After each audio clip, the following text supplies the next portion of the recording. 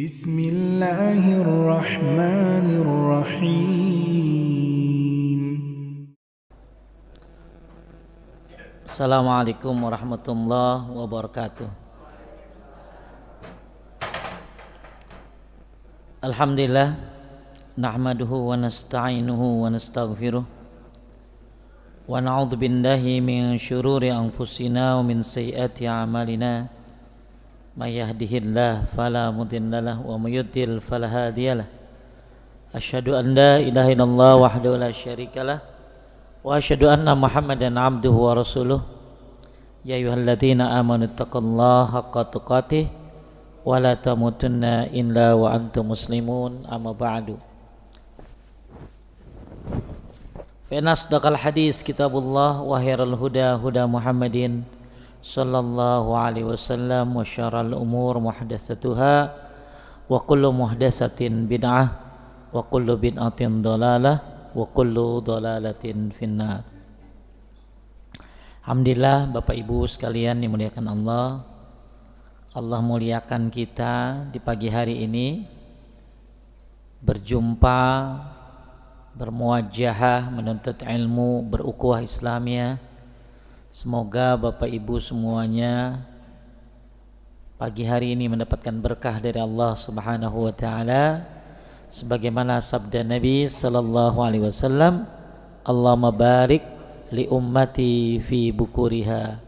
Ya Allah, berkahi umatku pada waktu pagi hari. Taib. Sampai halaman berapa, Bu?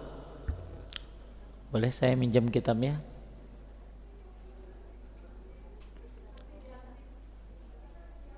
Oh iya. Kalau yang saya ini info sampai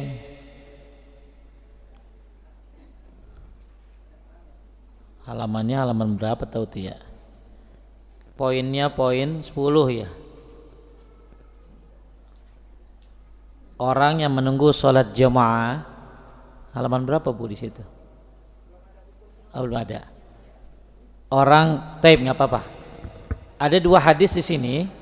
Jadi kita lagi bahas tentang keutamaan sholat jamaah. Ya Pak, gimana ya masjid-masjid itu sekarang banyak orang hilang. Ya, habis Ramadan ini banyak orang hilang.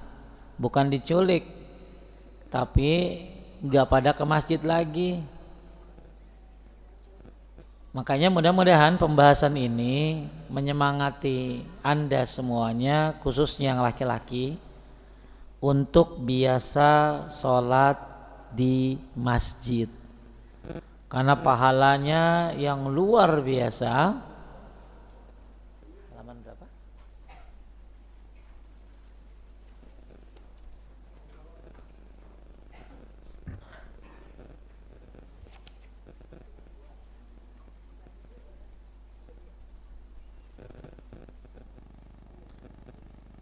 Baik, bisa dibuka halaman 569. Yang sudah dapat bukunya, tapi yang nggak ada buku juga nggak apa-apa, ya. Ibu juga kan cuma dipangku doang buku, ya. Cuma dipangku doang buku. Baca udah kagak kelihatan. Taib. Siap semuanya? Ya. Bismillahirrahmanirrahim. Kata Nabi, poin 10 halaman 569.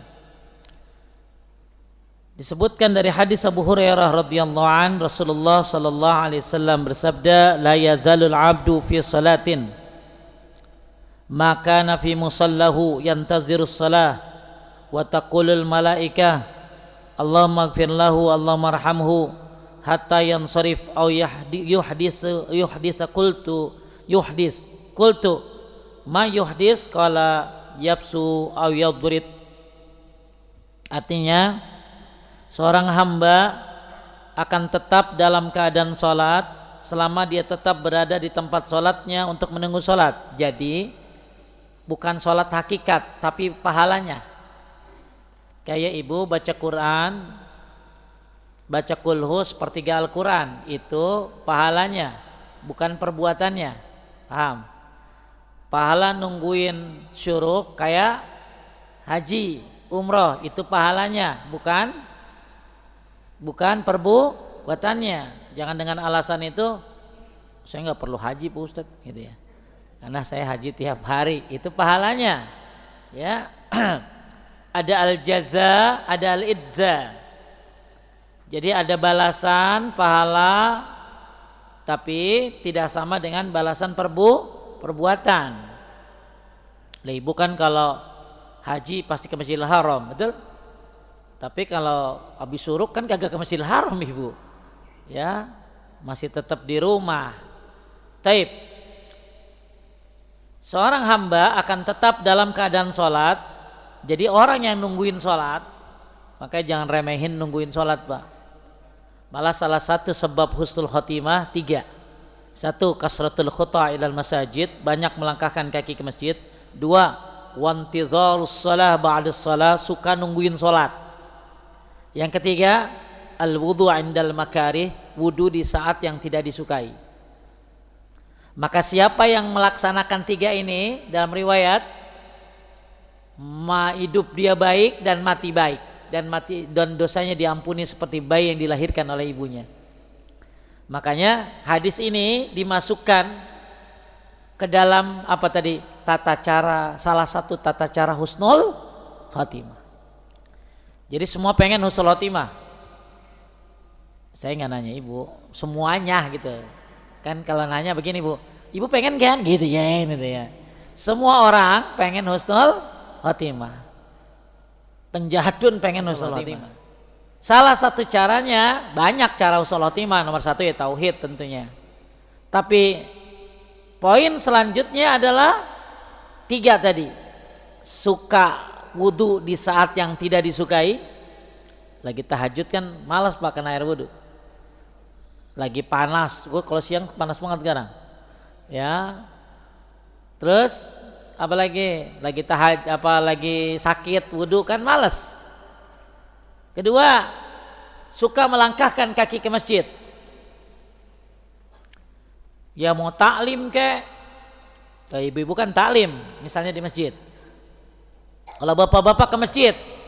Yang ketiga, suka menunggu sholat. Malah dalam riwayat Pak, malaikat tuh berdebat tentang masalah ini.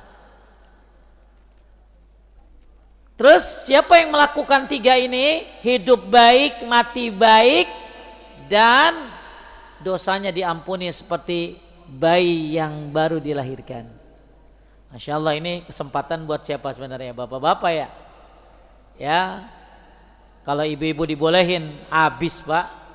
Ya, makanya ini buat bapak-bapak. Yuk bagi dulu bukunya, ayo. Di pangku aja bukunya. Ayo, jangan berisik.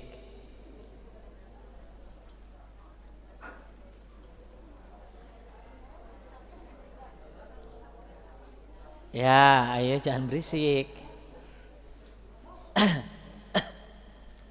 Dah. Lanjut Bu. Oke. Ulangi. Salah satu cara husnul khotimah, 1, wudu di saat yang tidak disukai. 2, melangkahkan kaki ke masjid. 3, suka menunggu sholat. Maka siapa yang suka melakukan 3 ini, hidup baik, mati baik, dan dosanya diampuni seperti bayi. Bahkan siapa yang suka nungguin sholat Bu, dalam kitab Sahih Jamis Shagir ada sebuah riwayat, Allah bilang begini Bu, misalnya Pak Isan dari maghrib nungguin Isya, sambil nungguin ada kajian, atau dari subuh sampai nungguin syuruk ada kajian, malaikat, maka Allah ngomong begini, unzuru ila ibadi qad qadaw faridah wa yantaziruna ukhra. Lihat hambaku, kata Allah. Kita dipuji di hadapan para malaikat. Lihat hambaku, kenapa? Dia telah melaksanakan yang fardu. Yang fardu ini apa? Salat atau menuntut ilmu. Wa yantaziruna ukhra, dan dia sekarang menunggu amalan lainnya, yaitu sholat isya, yaitu sholat syuruk. Maka bahagia. Maka inilah firman Allah. Ayo surat Al-Insyirah ayat terakhir. Ayo ayat terakhir. Bu, wa iza faragta fansab. Setelah kamu selesai mengerjakan sesuatu, kerjakan hal berikutnya. Alias orang Islam itu sibuk. Ibu ya, sibuk. Taib. Kemudian malaikat bilang apa buat orang yang nungguin apa tadi? Salat. Makanya Bu, kata Ibnu Battal, tobat paling gampang ini. Ibu tobat nggak usah baca Sayyidul Istighfar. Ibu tobat nggak usah sholat tobat. Ibu tobat nggak usah baca apapun. Cukup duduk nungguin sholat. Kenapa disebut tobat? Karena malaikat yang doain ibu. Apa kata malaikat?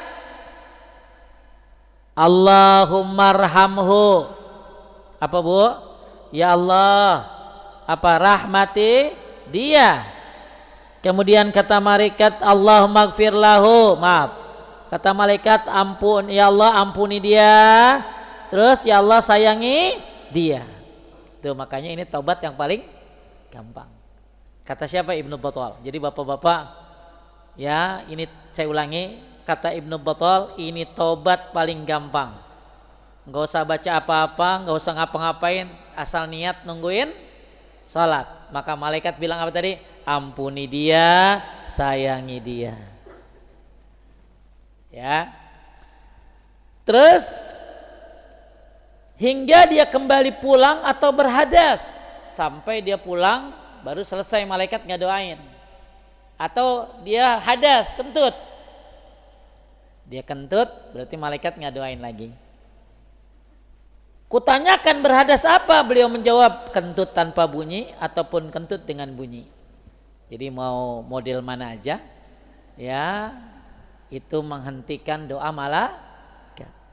Makanya kenapa alasan malaikat doain dia bukan hanya nungguin sholat, karena dia dalam keadaan berwudu.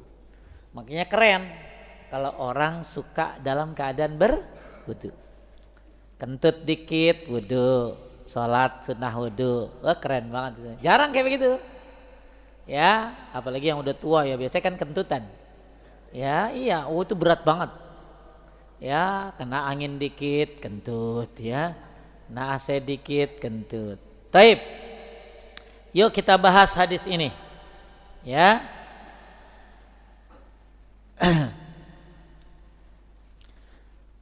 Ada syaratnya ya, kalau pengen duduk nungguin sholat tuh ada syaratnya. Nah ini termasuk hadis yang bawahnya lagi, sanggung satu lagi ya. Tapi kalau Bapak Ibu nanti yang pengen dapat komplit hadisnya, ini banyak banget. Saya baru tadi belajarnya habis subuh, Masya Allah. Ya luar biasa, panjang banget, gak bisa seharian. Nanti yang mau saya kasih tulisannya lewat WA ke Pak Andi atau ke Bu Rina. Khususnya buat bapak-bapak, biar ada gairah. Bahkan saya temukan tadi apa? Para wanita yang duduk nungguin salat. Kirain bapak-bapak doang, para wanita juga. Ya, cuman ada dua Bu, para bapak dan para wanita. Enggak ada boti. Ya, aduh ampun dah, lagi banyak banget boti nih. Ya, dia pada belajar silat ya. Ya. Belajar apa tuh ilmu bela diri biar kagak tulang lunak ya. Satu lagi Anggung, sebelum saya jelaskan semuanya. Para malaikat itu bersolawat, yusalluna ala ahadikum. Para malaikat juga suka solawat Bu, ibu juga suka solawat kan? Cuman beda, kalau ibu bersolawat Allahumma sholli ala Muhammad. Tapi kalau malaikat bersolawat mintain ampun buat kita. Ya malaikat tuh baik Bu, suka mintain ampun buat kita. Dikenalnya kalimatnya sholawat. Maka di hadis ini wal malaikatu yusalluna ala ahadikum, malaikat itu suka bersolawat alias apa tadi? Mintain ampun. Buat siapa? Buat kita, madama fi majlisihi, selama dia duduk di tempat duduknya yang menjadi tempat sholat. Jadi kalau bisa jangan pindah, ya. Kalau bisa di situ aja. Apalagi Bapak Ibu kalau habis sholat maghrib sama sholat subuh, Assalamualaikum warahmatullah, itu bagus kelarin dulu habis istighfar, terus baca Allah manta salam, baca la ilaha illallah wa la syarika lahul mulkul hamdu yuhimid wa ala kulli syai'in qadir 10 kali kan.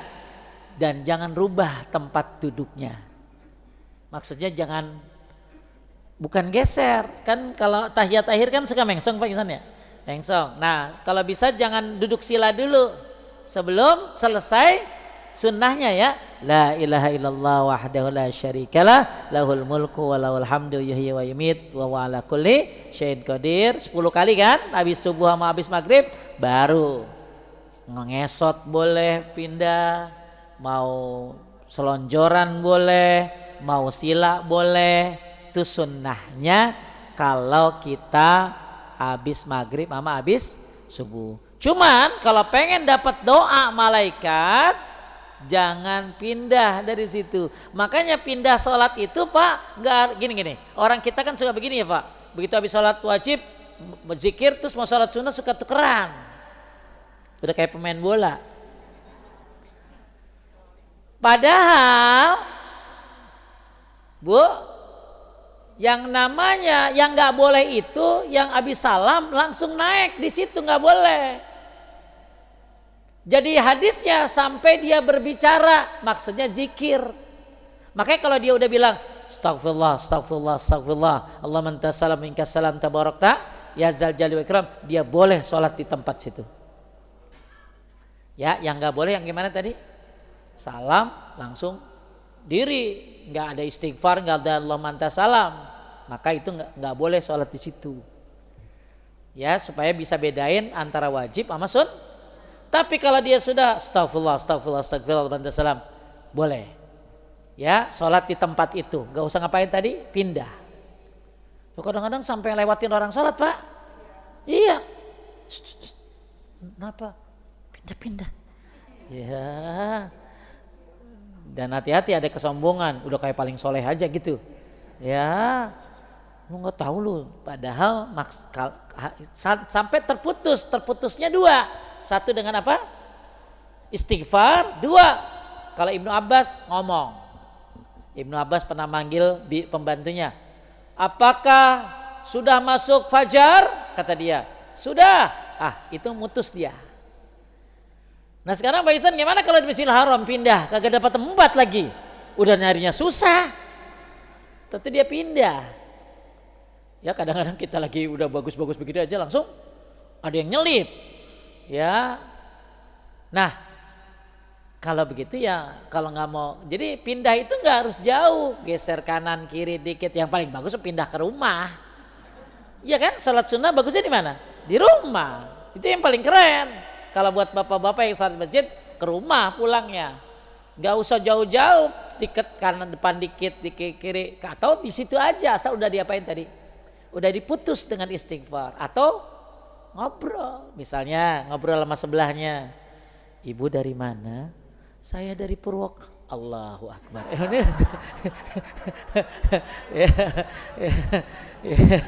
Dia baru jawab, bapak yang penting udah ngobrol. Allahu Akbar itu ya. Ya. Baik. Mereka mengucapkan, nah beda nih, kalau hadis tadi cuma 2 doa malaikatnya. Apa tadi?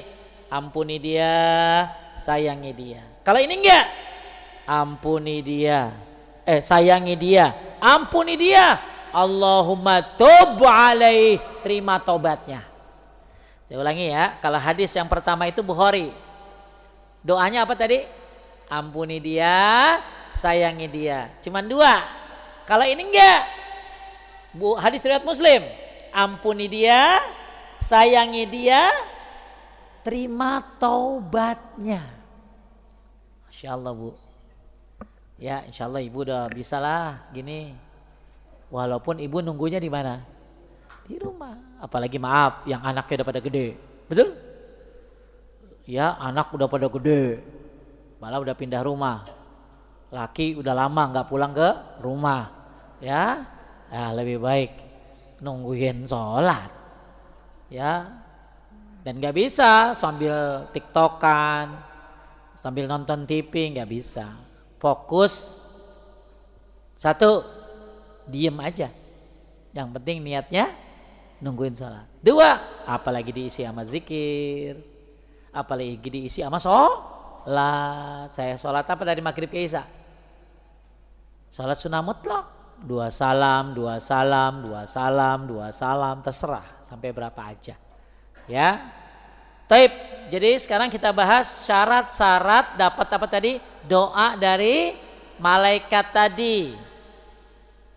Yang pertama, ayyakuna fi musallahu, tetap berada di tempat sholatnya alias tidak pindah-pindah. Yang kedua, syaratnya didoain sama malaikat, ampuni dia, sayangi dia, terima tobatnya.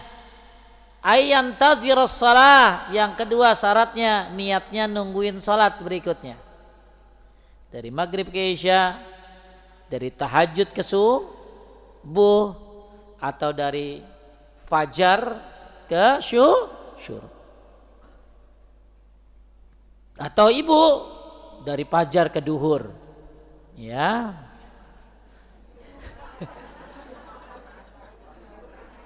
Ada yang begitu Bu. Karena dia stroke di atas tempat tidur, ya udah dia nungguin aja itu ya. Ketiga, alla yuhditsa, dia tidak batal.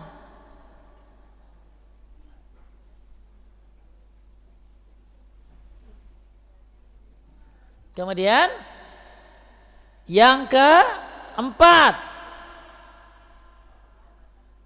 yang apa tadi? Tidak batal. Berarti kalau batal supaya dapat doa malaikat, wudhu lagi. Terserah ibu nomor berapa kayaknya. Ya. Selanjutnya yang keberapa Bu? Yang keempat, ya, tidak mengganggu.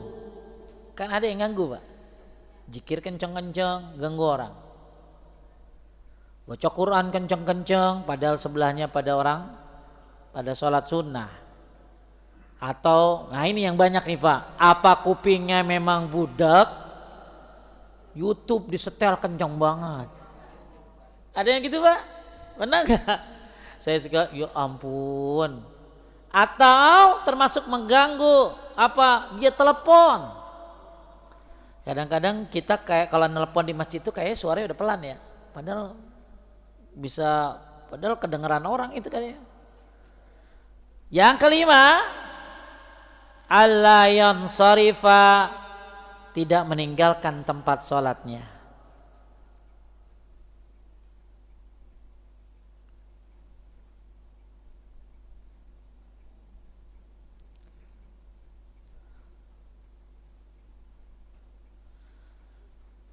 Taib. Udah ulangi syaratnya apa tadi? 1, terus 2, 3, terus tidak mengganggu, terus tidak meninggalkan tempat sholatnya. Kalau tadi kan nggak pindah-pindah, ya. Yang pertama tuh tidak pindah-pindah, ya, tetap di tempat sholat. Yang keempat yang terakhir tidak meninggalkan tempat sholatnya. Pertanyaannya sekarang, kenapa malaikat mendoakan? Kata Ibnu Qayyim al-Jauziyah, du'aul malaika lil abdi min a'zamil karamah, izhum la yad'una illa liman radiyallah. Dengerin Bu, penting nih. Doa malaikat untuk orang yang tadi nungguin sholat, habis sholat nungguin sholat, termasuk kemuliaan terbesar. Kenapa? Karena izhum la yad'una illa liman radhiyallahu anhu, karena malaikat itu tidak mendoakan kecuali orang yang Allah ridhoi. Jadi kenapa ibu didoain sama malaikat? Karena malaikat itu nggak sembarangan doain. Masa malaikat doain orang sembarangan? Ibu kalau doain orang pilih-pilih nggak? Iya. Apalagi malaikat. Kenapa ibu didoain oleh malaikat? Kalau nungguin sholat, karena ini termasuk kemuliaan besar dan malaikat tidak mendoakan kecuali orang yang diridhoi oleh Allah Subhanahu wa taala. Masya Allah ya, semoga Allah ridhoi kita. Maka kita nggak bosan-bosan habis zikir pagi sore, raditu billahi robba wa bil islami dina bi Muhammadin sallallahu alaihi wasallam nabiyya. Taib. Selanjutnya, menurut 4 mazhab, keutamaan menurut mazhab Hanafi, keutamaan ini berlaku selama di masjid dengan niat menunggu sholat. Ya, jadi ibu niatin menungguin sholat. Kan ibu-ibu kadang-kadang, bapak-bapak ada yang datang Jumat misalnya, kan habis asar nggak pulang lagi. Nungguin doa sambil nungguin maghrib, atau datang ke maghrib masjidnya maghrib jam 6 kurang seperempat, terus sholat tahiyatul masjid, terus duduk niatin apa? Nungguin sholat. Jadi nggak harus dari sholat berikut ke berikutnya, dari maghrib ke isya kan lumayan Pak, 1 jam ya. Kalau dari subuh ke syuruk juga lumayan, tapi bisa jadi datang ke masjid lebih awal lalu niatnya nungguin sholat ya. Kemudian kalau mazhab Maliki berlaku di masjid maupun musalla. Musalla itu masjid kecil, tapi kalau musalla di Arab ya lapangan ya, maka jangan ibu bilang musalla fin, ditunjukin lapangan ibu ya. Musalla itu kalau di Arab lapangan. Nah, jadi berlaku juga di masjid maupun masjid kecil, musalla. Misalnya kan ada masjid komplek yang kagak dipakai Jumatan Pak, tapi dipakai sholat 5 waktu, itu juga berlaku. Bukan hanya masjid kayak gede kayak usul khotimah begini. Kemudian Imam Syafi'i mengatakan, di mazhab Syafi'i, Imam Nawawi mengatakan pahala sholat terus mengalir meski tidak zikir selama niat nunggu. Jadi pahalanya terus ngalir berupa apa tadi? Doa dari malaikat. Bahkan kata Imam Nawawi, pahalanya terus mengalir walaupun dia nggak zikir selama niatnya nungguin salat. Makanya niat itu penting. Kemudian di mazhab Hambali dianjurkan mengisi waktu. Kalau lagi nungguin salat, bagus ngisi waktu. Pakai apa? Salat sunnah di mazhab Hambali nih. Tapi kalau habis asar ya nggak bisa 5:30 sholat sunnah, kecuali tahiyatul masjid atau sholat sunnah wudu yang berbarengan. Habis subuh nggak ada juga, maka bisa diisi dengan zikir atau tilawah. Ini sambil nungguin sholat berikutnya. Dan gak harus maghrib ke isya, subuh ke syuruk, bisa jadi datang sholat isya isya kan berapa? Jam 7 lewat dikit ya, lewat 10 misalnya, datangnya misalnya jam 7 kurang 10 menit, terus sholat tahiyatul masjid, terus nungguin. Ini mah sebenarnya amalan buat siapa? Bapak-bapak. Tapi kalau ibu bisa di rumah nungguinnya ya. Taib. Bapak Ibu sekalian dimuliakan Allah, saya akan sampaikan kepada Bapak dan Ibu tadi kan kita nggak boleh ngapain tadi? Nggak boleh pindah, terus nggak boleh ganggu. Catat, al-adza di sini kata Imam An-Nawawi, al-murad bil adza, maksud nggak ganggu orang, betul nggak? Tadi kan nggak boleh ganggu orang kan? Nggak boleh batal, betul?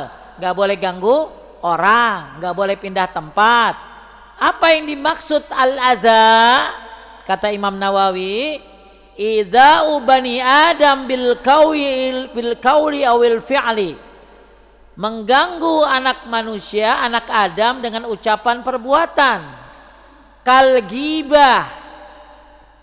Seperti nungguin sholat sih keren, tapi ghibah.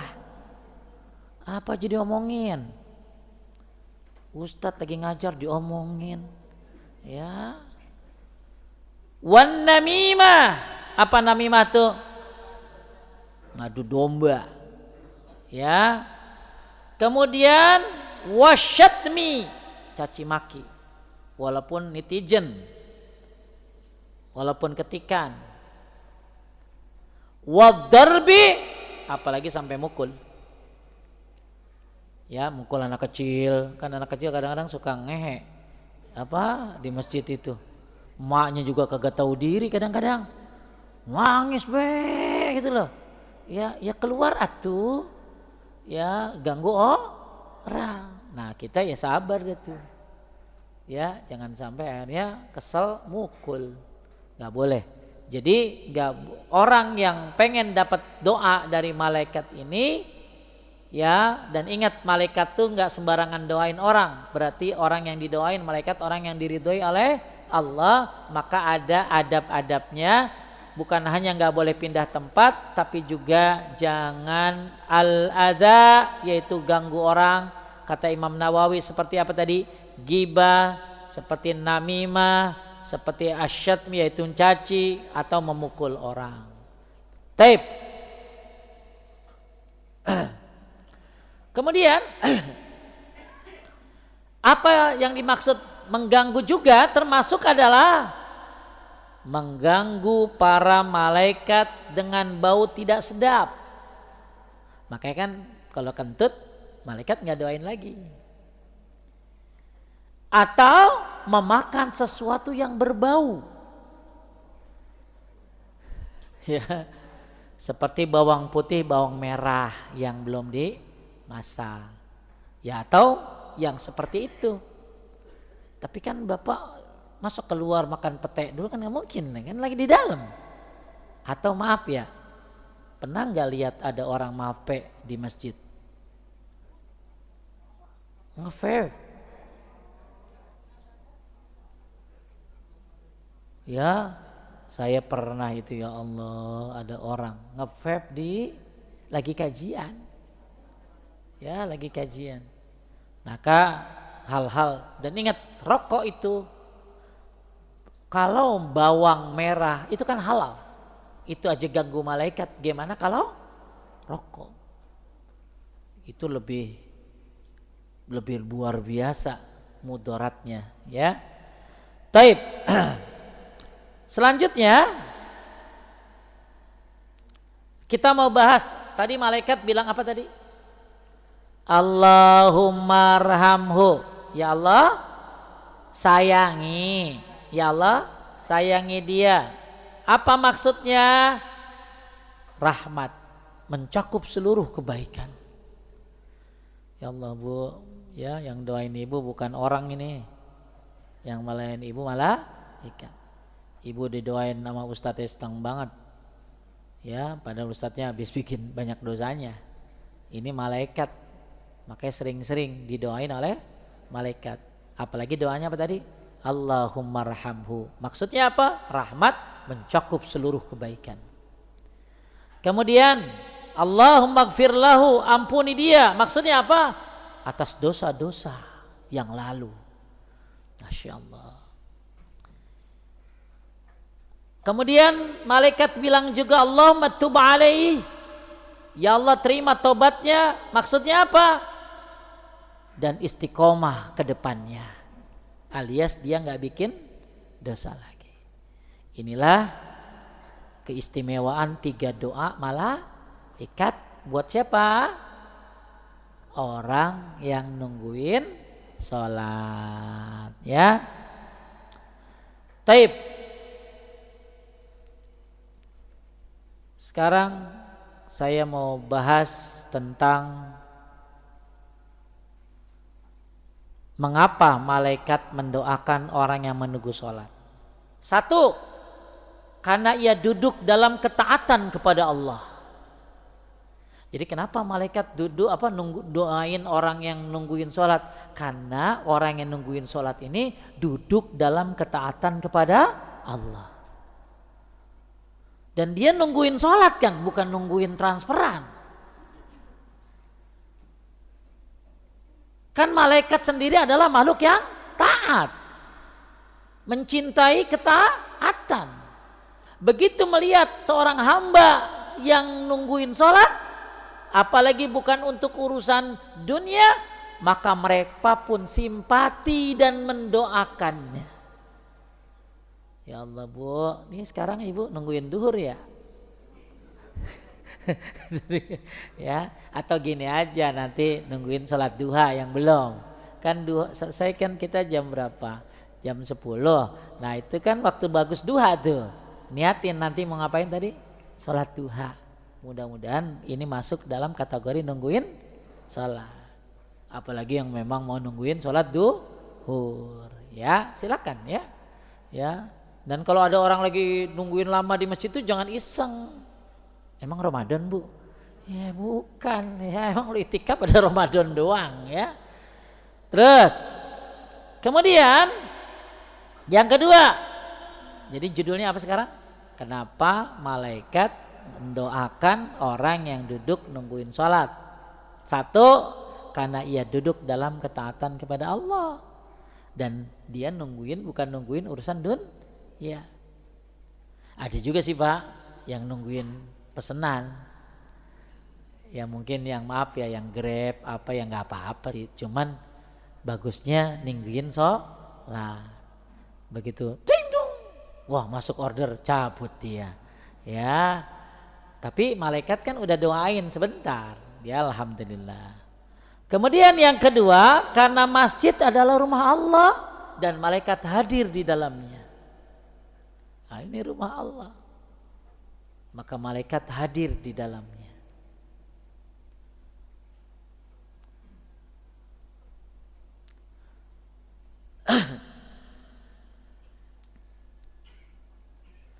Kemudian yang ketiga, kenapa malaikat mendoakan orang yang duduk nungguin sholat?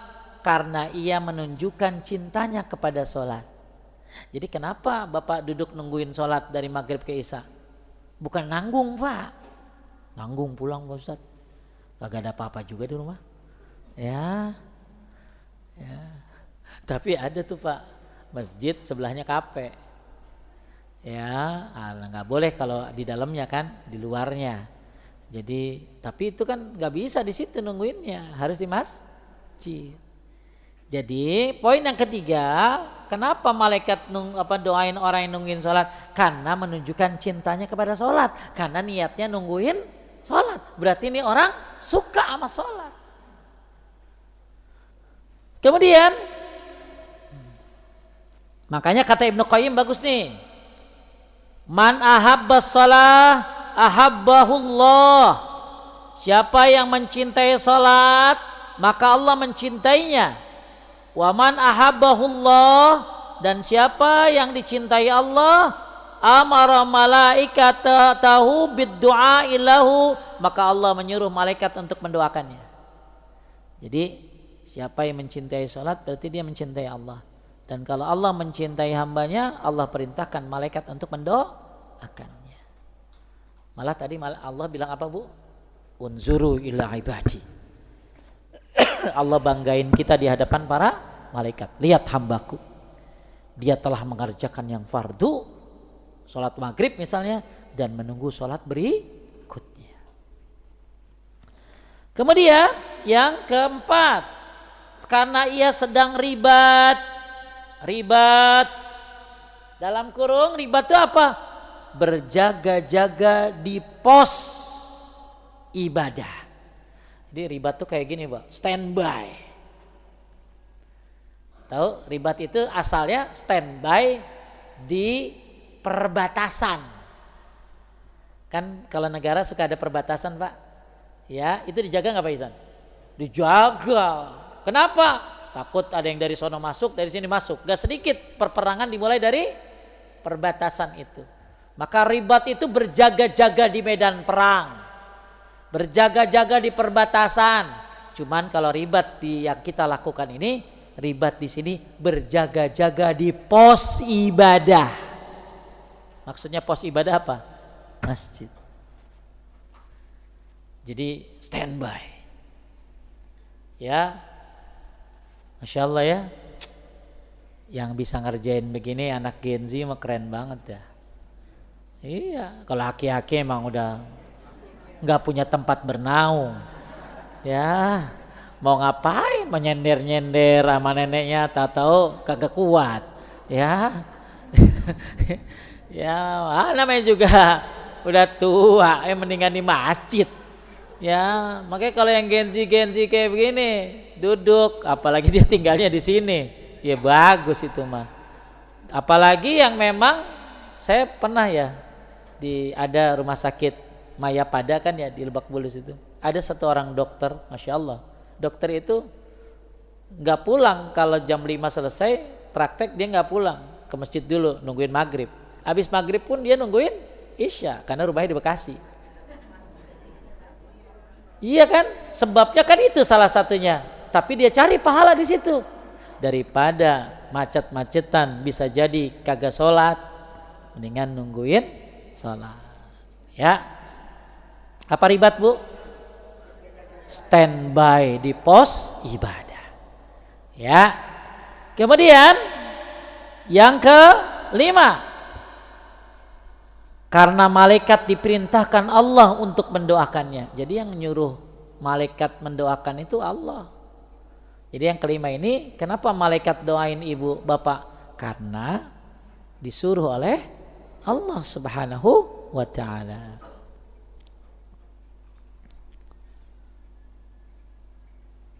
Yang keenam, karena ia menjaga wudu.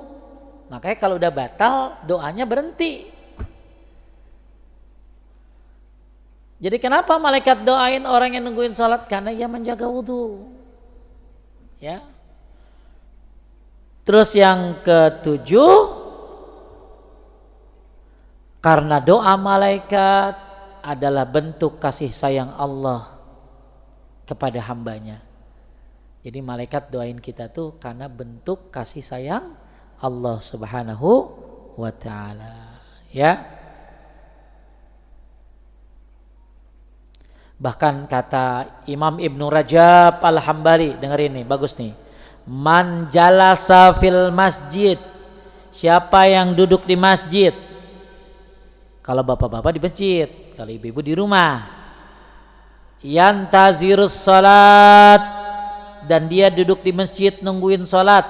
Faqad jalasa fi majlisin yaghbituhu alaihil malaikatul muqarrabun.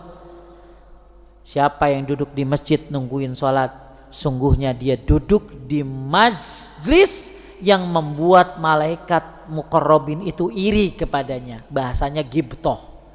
Bedain gibtoh sama iri, dengki. Kalau iri dengki dalam urusan yang jelek. Ibu itu bagus banget rumahnya ya, itu dengki namanya. Kalau bisa rumahnya jadi punya gua, dari mana sebabnya? Ya, itu iri dengki itu. Tapi kalau gibtoh gini, ya Allah itu ibu rajin banget baca Qurannya, pengen deh kayak dia. Itu namanya apa tadi? Gibtoh. Ya Allah bapak itu mobilnya bagus, dipakai sholat lagi, dipakai Masya Allah, dipakai ibadah kajian. Ya Allah ibu itu katanya udah hafal 100 doa. Ya saya mah baru 10 gitu loh. Ya jadi itu namanya apa tadi? Gibtoh. Jadi malaikat itu gibtoh kata Ibnu Rajab kepada orang yang duduk di masjid. Jadi sekarang ibu digibtohin oleh malaikat. Asal niatnya ngapain tadi? Nungguin salat. Apa itu gibtoh? Iri yang baik. Ya, iri yang baik. Taib.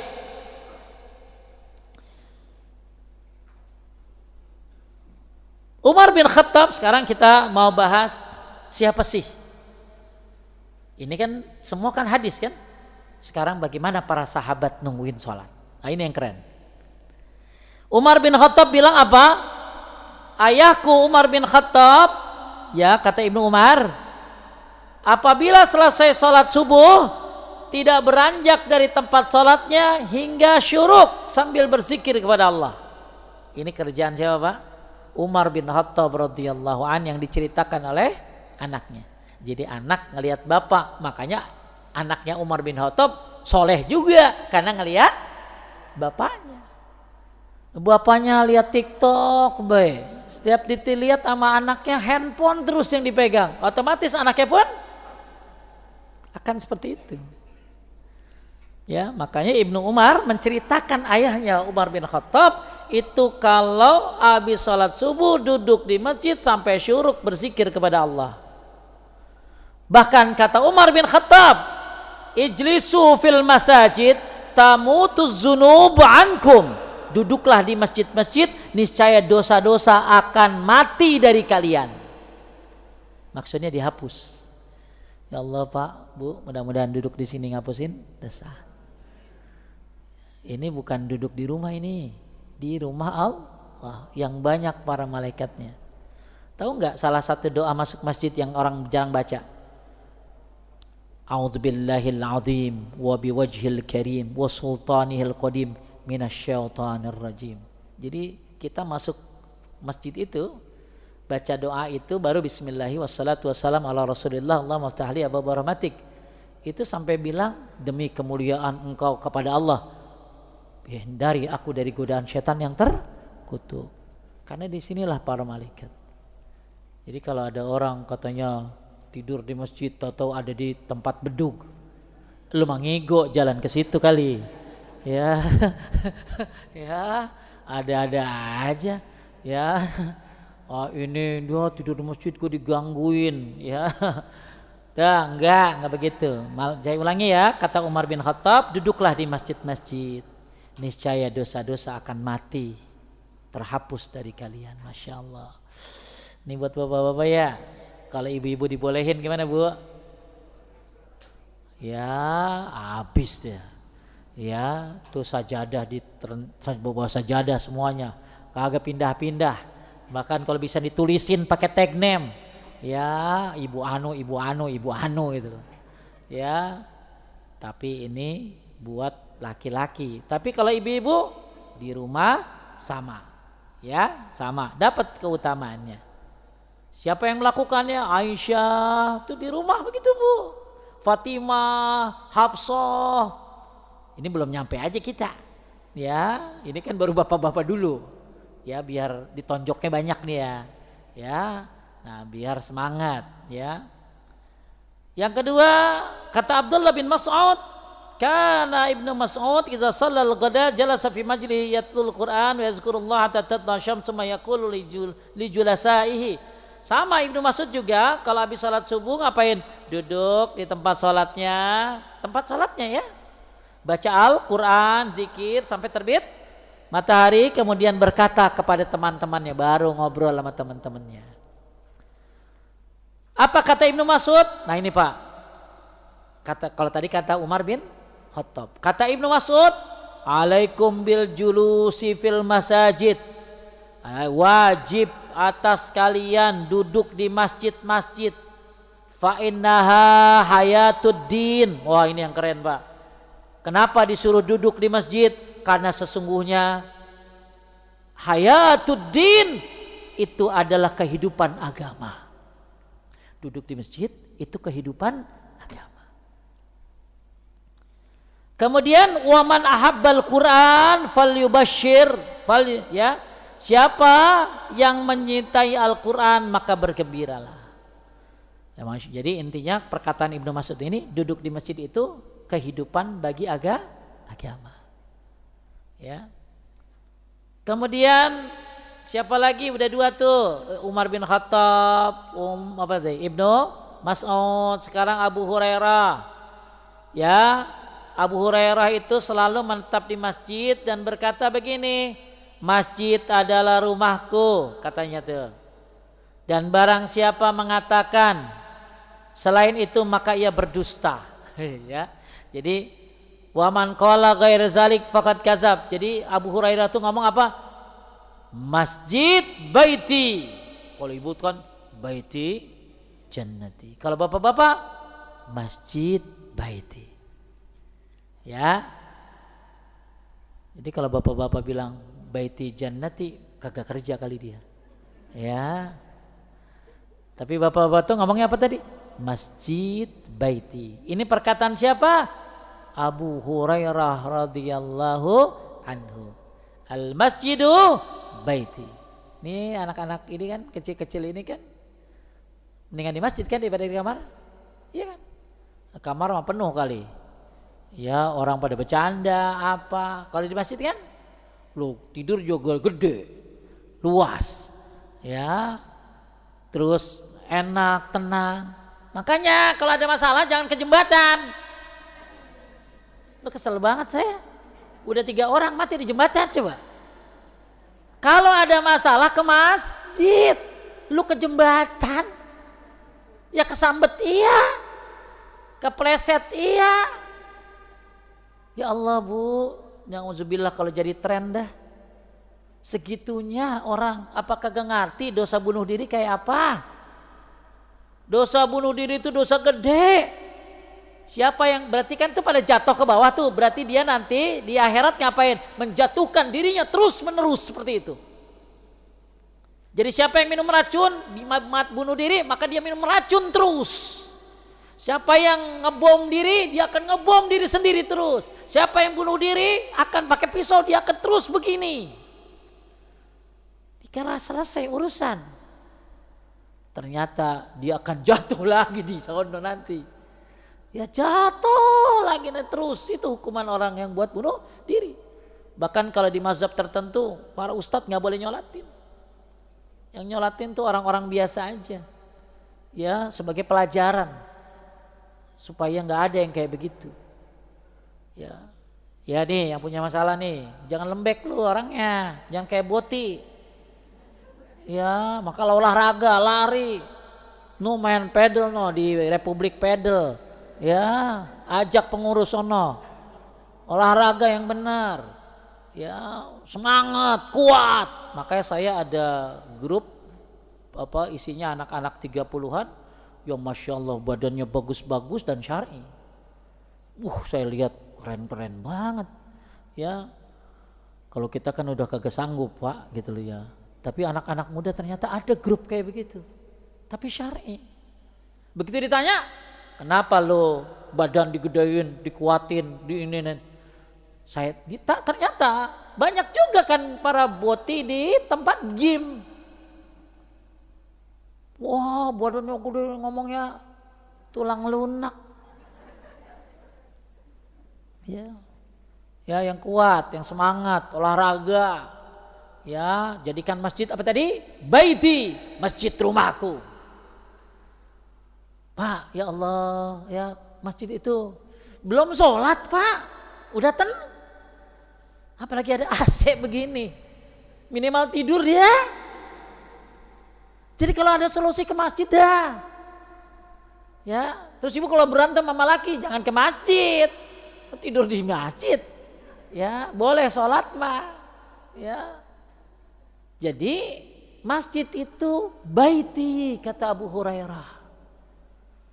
Bahkan banyak, bukan hanya baiti tapi juga baitullah, rumah Allah. Banyak para malaikat, maaf ya, belum sholat bener deh, belum sholat baru masuk masjid aja. Apalagi yang karpetnya apa Pak Yusan tuh? Yang karpetnya itu kalau kita sujud susah hitam gitu loh. Jadi kan kalau orang hitam jidatnya itu bisa jadi karpetnya kagak bagus. Ya, ada kan karpet-karpet yang enak banget tuh. Wah anak saya demen banget kalau habis sholat tiduran dia. Bener tiduran dia, tidur dia. Emang karpetnya enak, nyaman. Apa sih masjid yang kagak enak sekarang? Masjid sekarang mah, apalagi yang masjidnya menghidupkan sunnah. Wah bersih banget. Kagak ada tuh merbot, perangkap imam, perangkap muazin, kagak ada. Kalau masjid yang ini tuh merbotnya merbot. Sampai muazin boleh jadi imam. Tapi malah ada yang muazin, imam-imam. Benar-benar profesional. Ya, sampai udah luar biasa, keren dah masjid mah. Ya, nah makanya jaga masjidmu di tempat-tempat daerahmu. hidupkan. Malah salah satu orang yang memakmurkan masjid adalah peduli dengan kebersihan masjid. Ibu walaupun gak ke masjid boleh peduli dengan kebersihannya. WC-nya ngapain? Bersihin. Mukenanya cuciin. Ya apa kek, peduli gitu loh. Ya, jadi Masya Allah ya, ulangi. Masjid itu rumahku. Ya, ini kata siapa? Abu Hurairah radhiyallahu. Siapa yang bilang selain itu? Faqad kadzaba. Siapa yang bilang masjid itu selain daripada rumahku, maka dia bohong. Masya Allah, nikmat banget Bu. Ya, nyaman bisa masuk masjid. Taib. Bahkan sekarang Anas bin Malik kalau sholat subuh duduk sampai terbit matahari, kemudian dia sholat. Apa kata Anas bin Malik? La'an aquda ma'a qaumin yazkurunallah min salatil qada hatta tatlu'a syams. Aku duduk bareng-bareng zikir, maksudnya duduk bersama orang-orang yang zikir kepada Allah dari subuh hingga matahari terbit. Ahabu ilayya min an u'tika arba'ata min waladi Ismail. Masya Allah, lebih aku cintai daripada memerdekakan budak dari keturunan Ismail 4 orang. Kan budak yang paling hebat mahal tuh keturunan Ismail. Ya, jadi siapa yang kata Anas bin Malik ya, duduk di masjid bersama orang-orang yang zikir sampai terbit matahari, itu lebih dicintai daripada memerdekakan 4 orang budak dari keturunan apa tadi? Ismail. Kemudian, nah ini boleh dicontoh nih buat bapak-bapak nih, ya. Ini kata Sa'id bin al-Musayyib. Ini bukan sahabat tapi tabi'in. Siapa tabi'in tuh? Generasi setelah sahabat. Apa katanya? Ma'azzanal muazzin munza salasina sanah. Tidaklah muazzin mengumandangkan azan sejak 30 tahun yang lalu illa wa ana fil masjid, sedangkan aku sudah berada di masjid. Berapa tahun Pak? Yang baru sebulan jangan belagu ya. Udah tulis status, alhamdulillah baru 1 bulan. Saya ada orang bikin ini Pak, 1 bulan lari nonstop, challenge gitu loh. Kan banyak orang begitu sekarang Pak. 1 minggu makan mie, 1 bulan olahraga ini tanpa itu. Kenapa nggak coba challenge ini? Apa challenge-nya? Sudah ada di masjid sebelum azan dikumandangkan, dan ternyata beliau sudah sampai berapa tahun? 30 tahun. Masya Allah ya, inilah ya. Bahkan kata Said bin Musayyib, ma fatatnil takbiratul ula, aku nggak pernah ketinggalan takbiratul ihram munzu hamsina sanah, nggak pernah ketinggalan takbiratul ihram imam sampai 50 tahun. Jadi selalu berbarengan dengan, maksudnya selalu dapat takbiratul ihram. Berarti nggak masbuk. Berapa tahun Pak? 50 tahun. Masya Allah, ini luar biasanya ya. Kemudian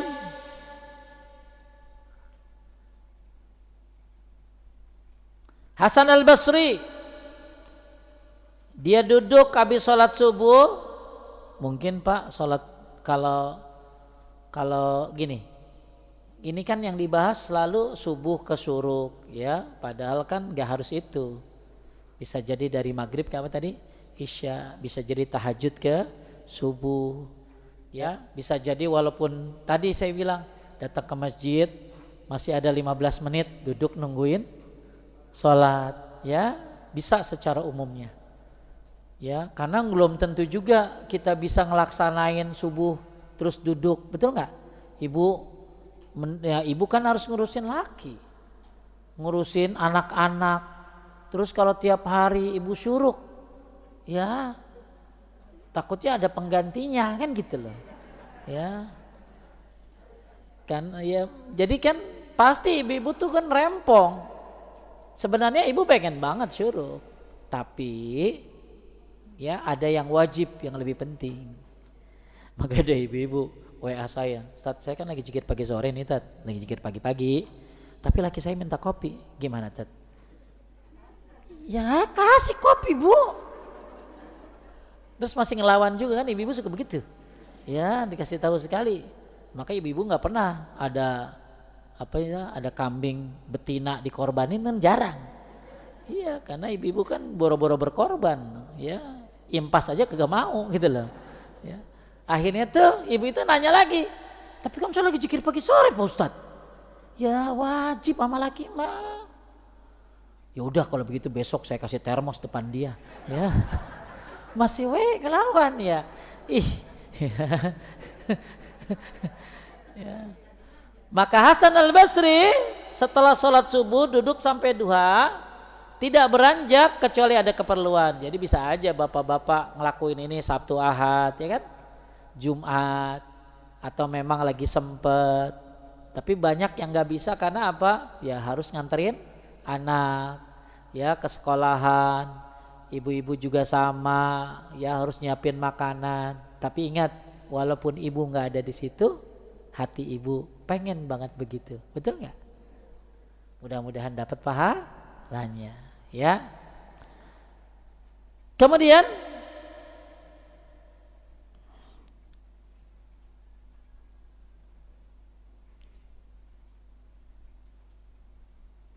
banyak ya Bu ya, apa yang dilakukan oleh mereka di masjid, betapa luar biasanya semangatnya. Bahkan kata Sufyan Ats-Tsauri, "Idza faragha minas shalah yaqulu li julasaihi." Jadi Sufyan Ats-Tsauri ini setelah saya sholat dia ngomong sama teman-temannya, "Ijlisu nagtanim doa al malaikah." Duduk di sini, manfaatkan doa para malaikat. Manfaatkan doa para malaikat. Malah kata Ibnu Battal apa tadi? Tobat yang paling gampang adalah duduk nungguin salat. Karena malaikat bilang apa tadi Bu? Rahmati dia, ampuni dia, terus terima tobatnya, ya. Tanggung wanita-wanita yang nungguin salat siapa aja, walaupun nungguin di mana? Di rumahnya, seperti Aisyah binti Abi Bakar, ibunda kita radhiyallahu anha. Ya, Aisyah itu duduk habis sholat subuh sampai terbit, kemudian baru beranjak mengurus kegiatannya. Karena suaminya juga duduk di masjid. Ya, lakinya kagak minta kopi. Kalau minta pun nanti habis sholat syuruk. Itu bedanya. Bedanya laki ibu sama bedanya sama lakinya suami Aisyah itu Nabi kita Muhammad sallallahu alaihi wasallam. Jadi nggak ada yang dikerjain. Kenapa? Dua-duanya sama soalnya. Kemudian Fatimah binti Muhammad, siapa nih? Sayyidah, wanita surga. Fatimah itu salat fajar kemudian duduk zikir kepada Allah yang diajarkan ayahnya. Ya Masya Allah nih ya. Lalu Fatimah ngomong begini Bu, ini perkataan Fatimah keren banget. Aisyai'in ahabbu ilal mar'ah. Apa sih yang paling dicintai seorang wanita?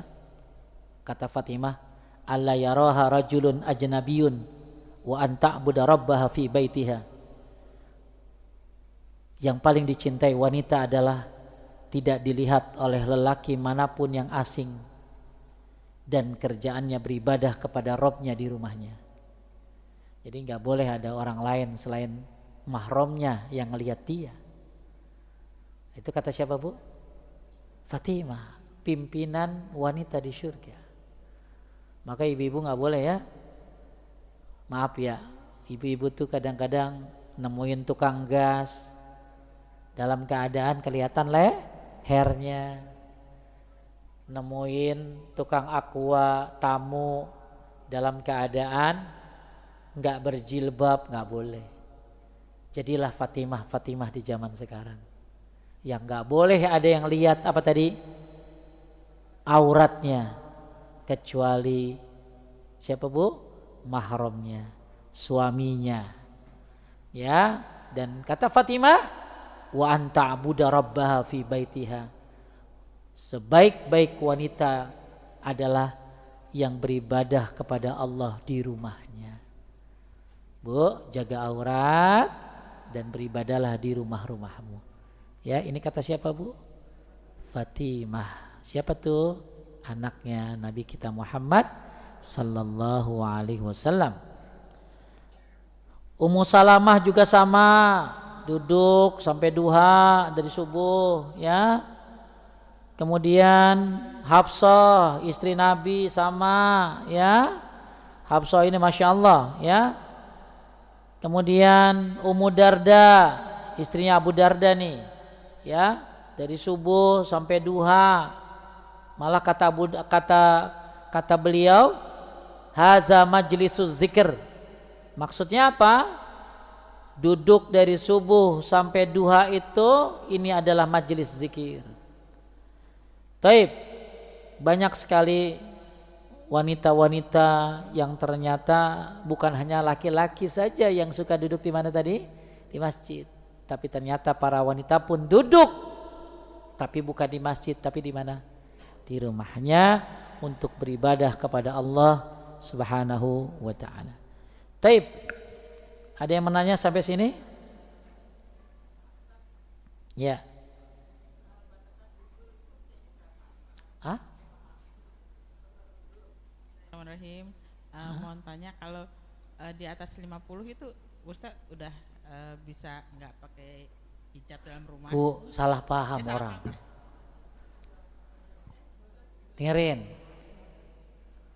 Yang dibuka itu kalau orang yang sudah nggak menarik, udah tua nggak menarik. Maaf ya saya tanya. Banyak loh nenek-nenek dandan. Ya, sampai dapat berondong. Jadi agak kabur juga kalau dibilang nggak menarik zaman sekarang. Ya, nggak menarik lagi, nggak ada yang suka lagi, dan usianya sudah tua. Itu yang dilepas itu bukan jilbabnya, apa? Kudungan luarnya. Nih, ibu-ibu kan pakai satu abaya, betul? Dua pakai yang nutupin dada. Tiga baru jilbab. Jilbab itu yang ngapain tuh? Udah kayak selimut. Nah kalau udah tua nggak menarik, lepas selimutnya. Bukan kudungannya. Akhirnya ada ibu-ibu pakai ayat itu, salah paham dia. Muda kagak pakai, tua minta keringanan. Kalau udah tua Pak Ustadz. Ya justru kalau lu ngaca, lu muda kagak pakai, udah tua lu pakai, biar dosa muda diampuni di masa tua. Kan harusnya begitu bu, tolak pikir orang warasnya. Ya, udah muda kagak pakai, tua minta kebebasan. Ya. Jadi bahkan siapa yang tetap mempertahankan hijabnya walaupun di usia tua, walaupun selimut tadi ya, maka dia tentunya punya keistimewaan. Padahal dia udah boleh kok, tapi tetap aja dia pakai. Ya, nah ini banyak orang salah paham terhadap orang tua boleh buka jilbabnya. Jilbab itu bukan kayak gini, jilbab itu kayak selimut yang panjang. Pernah nggak ke Arab ibu lihat perempuan kayak pakai panjang banget kayak selimut? Itu jilbab namanya. Ya, itu yang dibuka. Berarti abayanya tetap, terus yang nutupin dadanya juga tetap. Wallahu a'lam. Lanjut. Ada lagi bu?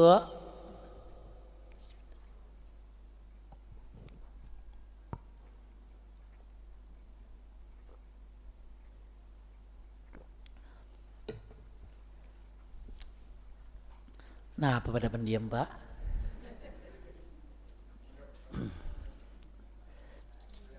Ya, Pak, silakan.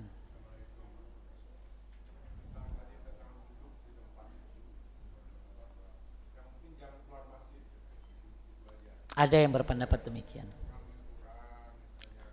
Boleh, boleh. Kalau ada uzur. Jadi kalau Bapak misalnya duduk di tempatnya, lebih bagus di tempatnya. Boleh berpindah kalau ada uzur. Seperti apa? Ngambil Quran. Tapi nanti balik lagi di situ. Ada lagi yang berpendapat boleh selama di masjidnya. Cari senderan, gak apa-apa, yang penting di masjid. Iya, benar ya. Jadi kalau yang mau di tempatnya boleh, ya. Atau saya nggak bisa Pak Ustadz. Tadinya saya kan di shop depan, tapi begitu nungguin sholat kayaknya susah di situ. Akhirnya dia apa tadi? Pindah kemana, ke belakang, nyari senderan, nyari bangku yang bisa duduk, kan ada yang begitu Pak. Ya, nggak apa-apa. Yang penting masih dalam satu masjid. Gitu. Kalau berkurban lebih baik atas nama yang masih hidup atau meninggal. Yang hidup lebih bagus, ya. Dan yang meninggal kan nggak bisa makan dagingnya, ya. Walaupun ada khilaf di antara para ulama. Yang masih hidup apain? Kan orang tua saya udah meninggal, nenek buyut saya juga sudah meninggal, juga belum pernah berkurban. Tapi di tahun yang sudah lewat sudah saya kurban untuk para almarhum dalam rumah ini. Maksudnya apa sekali kurban? Saya berkurban satu kambing untuk semua almarhum, nggak bisa. Kalaupun berkurban buat yang mati itu buat satu orang, ya. Tapi maaf, memang ini khilaf ulama, ya, karena Nabi nggak pernah buat Khadijah, nggak ada Nabi pernah kurban buat Khadijah, buat yang sudah meninggal. Tapi ulama membolehkan, ada yang membolehkan, ya. Kenapa? Karena kias, perbandingan. Ya, kalau badal haji aja boleh, masa kurban nggak boleh? Kalau saya mendingan ibu bilang begini, nih bapaknya bilang begini, ini kurban atas nama saya dan untuk keluarga saya. Berarti dapat pahala semuanya, walaupun kata Ibnu Hazm 100 orang dalam rumahnya. Ya, ini niatnya begitu. Atau mumpung Zulhijjah banyakin doa. Banyakin apa? Doa. Jadi banyak alternatif amal yang bermanfaat, bukan buat mayit, bukan cuma ini doang. Ya, doa apalagi? Terus apalagi Pak Ustadz? Wakaf. Ya, apalagi Pak Ustadz? Ya bayarin utangnya, jaga peninggalannya, seperti pohon-pohonnya dijaga. Ya, karena pohon yang dimakan oleh burung, oleh ini dapat pahala yang nanam. Banyak amalan yang bermanfaat buat mayit. Tapi kalau kurban ini hilal. Ya, perbedaan pendapat. Saya lebih suka buat yang hidup saja. Ya. Dan tetap menghormati pendapat yang lain. Kemudian saudara saya Pak Sutri berantem, cekcok mulu masalah RT rumah tangga apa-apa. Udah pisah ranjang setahun, suami sudah bilang ya udah kita cerai aja, tinggal di rumah masing-masing. Saya sekarang mau balikan lagi demi anak, gimana itu bagusnya Pak Ustadz? Ya kalau udah ngucapin cerai, lalu udah berlalu 3 kali haid, berarti 3 kali haid berapa bulan? Kurang lebih 3 kali haid ya, bukan pakai bulan sebenarnya, 3 kali haid berarti udah 3 bulanan, maka harus nikah ulang. Ya, nikah ijab qabul ulang. Tapi kalau belum ngucapin cerai, cuman marah-marahan doang, nggak apa-apa, itu kan belum ngucapin. Ya, jadi kalau udah mau, jadi kalau ditinggal mati itu 4 bulan. Kalau dicerai 3 kali haid. Kalau sebelum 3 kali haid lalu dia bilang I'll be back, saya balik gitu ya, maka balik karena belum 3 kali haid. Tapi kalau sudah 3 kali haid, maka dia harus ijab kabul ulangi, ya. Dan selama dia cerainya belum talak 3. Ngapa jadi masalah cerai? Ya. Apa Pak Andi?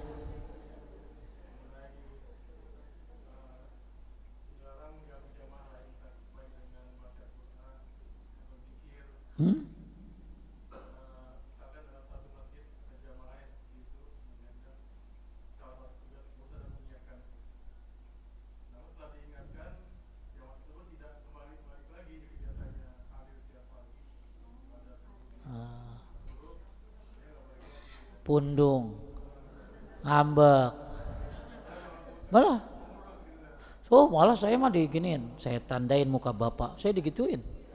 Jadi baca kencang, saya bilang Pak pelan-pelan. Emang apa? Bapak orang apa? Dia bilang Bapak NU sama Muhammadiyah. Saya orang Islam Pak, ya. Jangan kencang-kencang baca Qurannya, gitu loh. Wah, kan ada aturannya tiba di masjid. Kata dia aturan untuk dilanggar, kata dia gitu. Emang ada darah-darah kehet itu orang gitu dia. Akhirnya karena dia marah, akhirnya saya ingetin muka bapak gitu loh. Saya diingetin mukanya gitu loh. Ya udah, foto aja Pak ya istilahnya. Ya akhirnya murid-murid saya pada tahu, ditungguin bapaknya mana Pak Ustadz gitu ya. Ya itu ada orang begitu ya. Orang begitu itu nggak mau dengar nasihat dari orang lain. Dia nggak mau dengar nasihat dari orang lain. Insyaallah mudah-mudahan masjid nggak butuh dia, kita yang butuh masjid. Tinggal yang penting pengurus sudah ngasih tahu dengan cara yang baik. Maaf Pak. Tapi kalau udah dikasih tahu nggak mau ya sudah, ya. Karena di lain lagi Pak, kalau semuanya pada keras-keras boleh tuh. Ya kan kalau semuanya keras-keras enak bareng ya, baca Qurannya masing-masing ya. Tapi kalau sudah pada diem dia teriak sendiri kan, malah ada yang bacanya salah. Gimana sih Pak kita dengar teriakan dia bacanya salah gitu ya? Ya. Nah makanya yang bagus difasilitasi dengan cara ada belajar tahsin.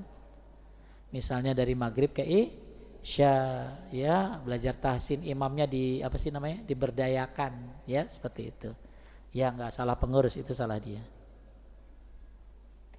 Batasan waktu qobliyah selama Anda belum sholat wajib itu bisa qobliyah, ya walaupun sudah mau asar Anda belum qobliyah bisa qobliyah. Batasan ba'diyah sampai masuk sholat berikutnya, ya kecuali kalau dia mengkodok ba'diyahnya. Kayak Nabi pernah mengkodok ba'diyah zuhur setelah sholat asar. Itu Nabi pernah mengkodok ba'diyah zuhur setelah sholat asar karena Nabi sibuk. Waktu itu sibuk, akhirnya habis sholat zuhur nggak ba'diyah, maka dibayar habis sholat asar. Tapi catatannya nggak boleh jadi kebiasaan. Seperti sholat qobliyah subuh boleh diqadha habis sholat subuh langsung, sebagaimana Qais bin Amir, atau nanti setelah terbit matahari 10 menit setelah terbit matahari sholat qobliyah subuh. Ini udah pernah kita bahas ya, dalil-dalil tentang bolehnya mengqadha qobliyah ba'diyah. Termasuk ada dalil juga qobliyah duhur. Kadang-kadang kan duhurnya nggak terlalu lama ya Pak ya. Duhur itu orang kan pengennya qobliyah duhur kan 4, tapi baru 2 udah qomat karena mungkin dia datangnya juga terlambat, ya maka dia bisa qobliyah duhurnya setelah sholat zuhur, dan itu sudah kita bahas di kitab ini ada. Bagi yang pengen tahu bisa melihat kitabnya atau dilihat di YouTube-nya ada ya. Di YouTube-nya mungkin ada tentang pembahasan masalah ini. Semoga bermanfaat, semoga cinta masjid. Ingat, masjid itu rumahku. Ya, masjid ini banyak para malaikat, dan siapa yang menunggu sholat di masjid, masya Allah, ya. Tapi yang gak bisa di masjid seperti ibu-ibu, maka silakan menunggu di rumahnya. Ingat kata Fatimah apa? Jaga aurat dari orang-orang yang tidak kenal dan beribadah kepada Allah di rumahnya. Subhanakallahumma wa bihamdika asyhadu an la ilaha illa anta astaghfiruka wa atubu ilaik. Assalamualaikum warahmatullahi wabarakatuh.